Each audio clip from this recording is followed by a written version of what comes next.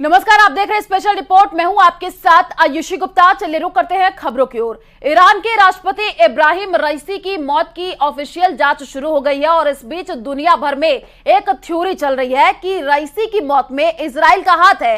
हालांकि इजराइल के एक बड़े अधिकारी ने इससे साफ इनकार किया है। बावजूद इसके ईरान और इजराइल के बीच तनाव को देखते हुए कई एक्सपर्ट अब भी ये मान रहे हैं कि हो सकता है कि रईसी की मौत की वजह इजराइल हो। इसी पर देखिए स्पेशल रिपोर्ट। तारीख 19 मई, समय शाम 7 बजे, जगह वज़ेकान, ईरान। ईरान के राष्ट्रपति इब्राहिम रईसी का हेलीकॉप्टर क्रैश।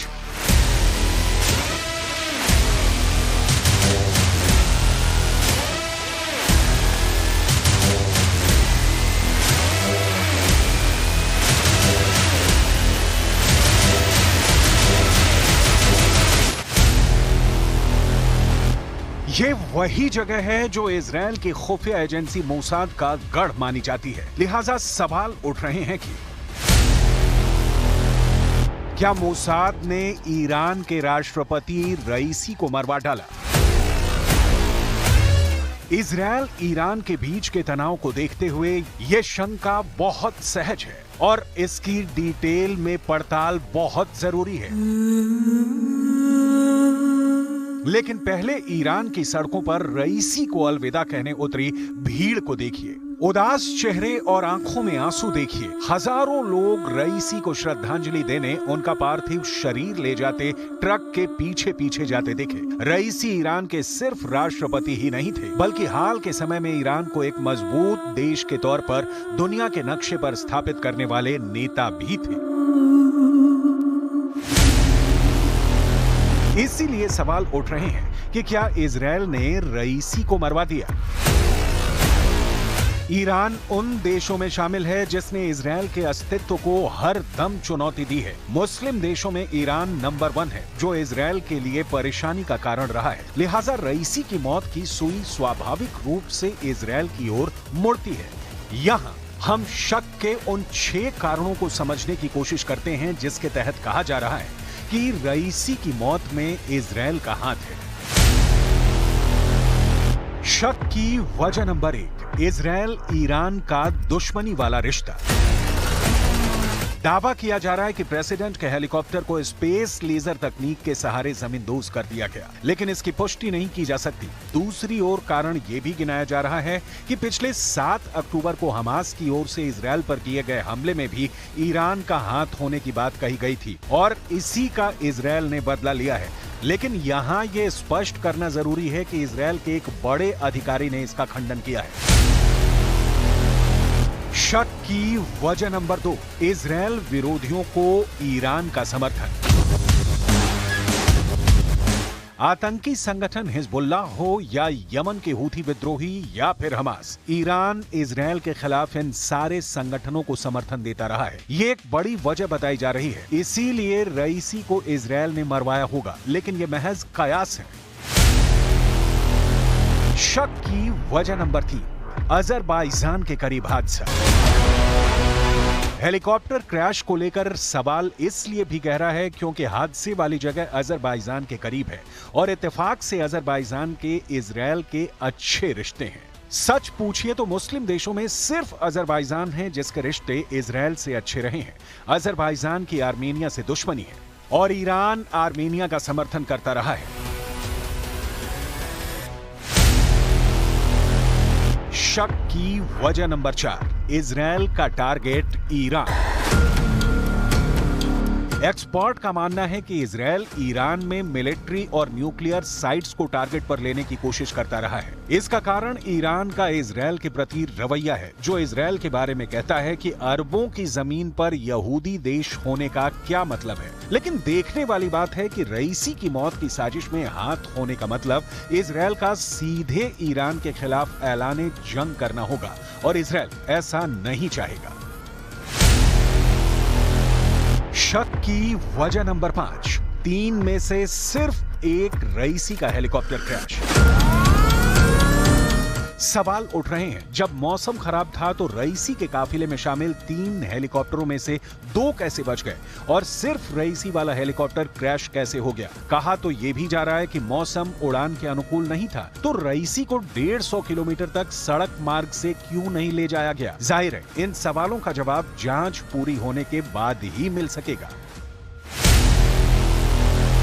शक की वजह नंबर 6, इजराइल की अप्रैल वाली एयर स्ट्राइक।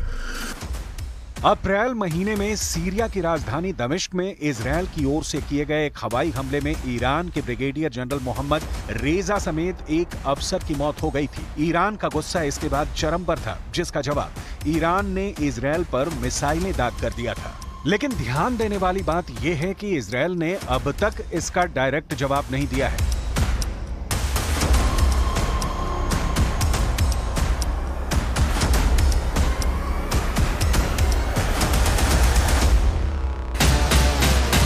इसीलिए शंका जताई जा रही है कि अपने सबसे बड़े और कट्टर दुश्मन के अंत के लिए इजराइल ने खुफिया एजेंसी मोसाद का इस्तेमाल किया और रईसी का काम तमाम कर दिया। लेकिन ये सारे शक सिर्फ शक ही हैं। जब तक क्रैश होने की असली वजह का पता नहीं चल जाता, इजराइल के हाथ नहीं होने के कारण भी गिनाए जा रहे हैं, लेकिन कुछ भी ठोस नहीं कहा जा सकता। इन सबके बीच रईसी के लिए ईरान में लोग ही लोग उमड़े।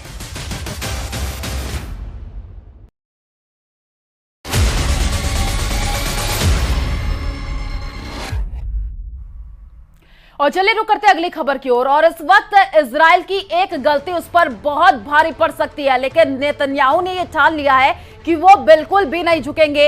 यही वजह है कि लेबनान बॉर्डर पर इजराइल अपने सबसे बड़े दुश्मन को खत्म करने का फैसला कर लिया है और उसके रॉकेट कमांडर को भी मौत के घाट उतार दिया है। इसी पर देखिए स्पेशल रिपोर्ट।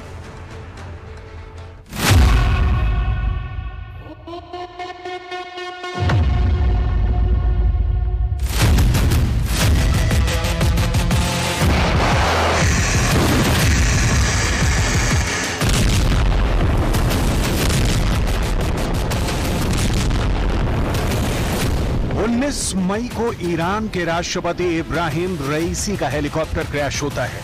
अगले ही दिन इजराइल दावा करता है कि उसने हिजबुल्लाह के रॉकेट कमांडर को मार डाला है। इजराइल की सेना ने दावा किया है कि हिजबुल्लाह के रॉकेट कमांडर कासिम सकलावी को ड्रोन स्ट्राइक में मार दिया गया है। हिजबुल्लाह के रॉकेट कमांडर कासिम सकलावी ने बॉर्डर पर इजराइल के खिलाफ कई मिसाइल अटैक करवाए हैं।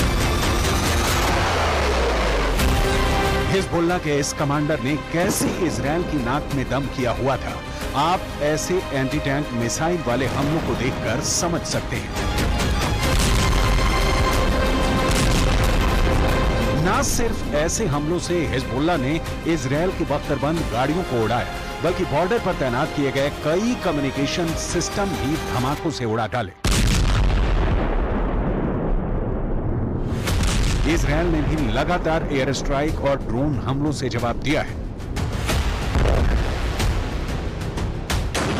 इजराइल का दावा है कि 7 अक्टूबर के बाद से हिजबुल्लाह के साथ जो लड़ाई शुरू हुई है, इसमें हिजबुल्लाह के 300 से ज्यादा लड़ाके इजराइल के अटैक में मारे जा चुके हैं। इनमें 30 बड़े कमांडर शामिल हैं। रॉकेट कमांडर कासिम सकलावी का नाम भी इस फेहरिस्त में शामिल है। वहीं इजराइल के 20 सैनिक हिजबुल्लाह के हमले में जान गंवा चुके हैं। ये बात खुद इजराइल भी मानता है।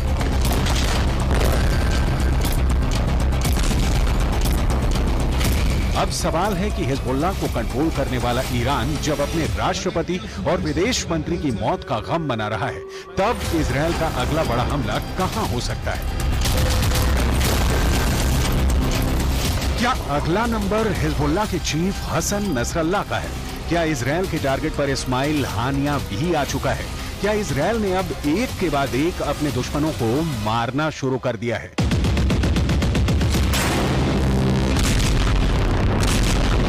करीब 8 महीने से पूरा पश्चिम एशिया एक बड़े युद्ध की चौखट पर बैठा हुआ है। अगर गाजा पट्टी इजराइल की बमबारी में खंडहर बनता जा रहा है, तो उत्तर में इजराइल और लेबनान के बॉर्डर पर मौतों का खेल चल रहा है। अब सबका फोकस हिजबुल्लाह के कमांडर हसन नसरल्लाह पर है।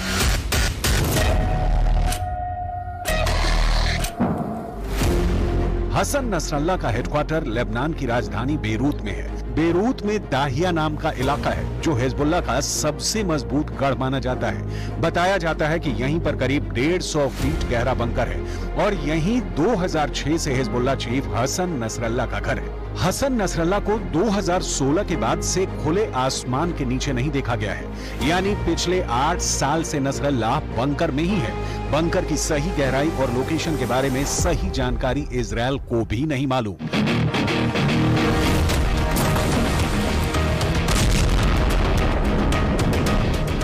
आखिरी बार 2016 में हसन नसरल्ला को पब्लिक के बीच देखा गया था।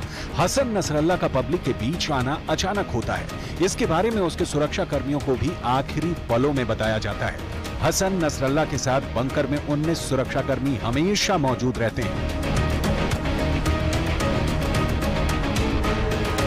हसन नसरल्ला के बंकर का दरवाजा कहां खुलता है, किन गलियों से बंकर तक रास्ता है, इसके बारे में हिजबुल्लाह के चुनिंदा लोगों को ही जानकारी है और वो हिजबुल्लाह के सबसे खास लोग माने जाते हैं।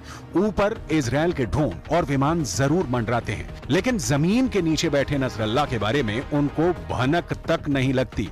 यही वजह है कि हसन नसरल्ला पिछले 8 सालों से अपने बंकर में ही है।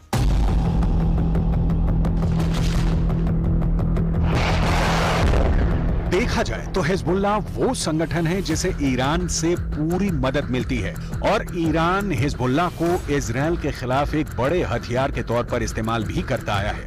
लेकिन इजरायल ने अगर हिजबुल्लाह का हाल हमास जैसा करने का फैसला किया तो लेबनान में वर्ष 2006 वाले युद्ध की तबाही दोहराई जा सकती है।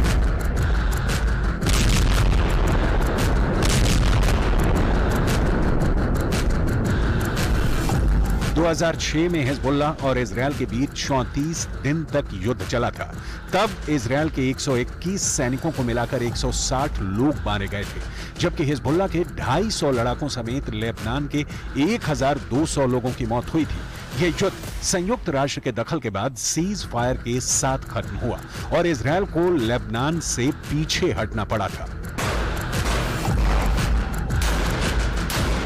हिजबुल्लाह 2006 में हुए युद्ध को अपनी जीत बताता रहा है, लेकिन उसे बड़ा नुकसान भी उठाना पड़ा था।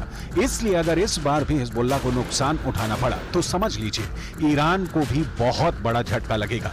वैसे नेतन्याहू भी यही चाहते हैं, लेकिन उनकी ये ख्वाहिश अब पश्चिम एशिया को बारूद के ढेर पर बैठा चुकी है। रईसी की जान जा चुकी है। ईरान अब भी इजरायल को शक की निगाह से देख रहा है। वहीं गाजा में जिस तरह की बमबारी हो रही है उसने पूरी दुनिया को जैसे सकते में डाल दिया है।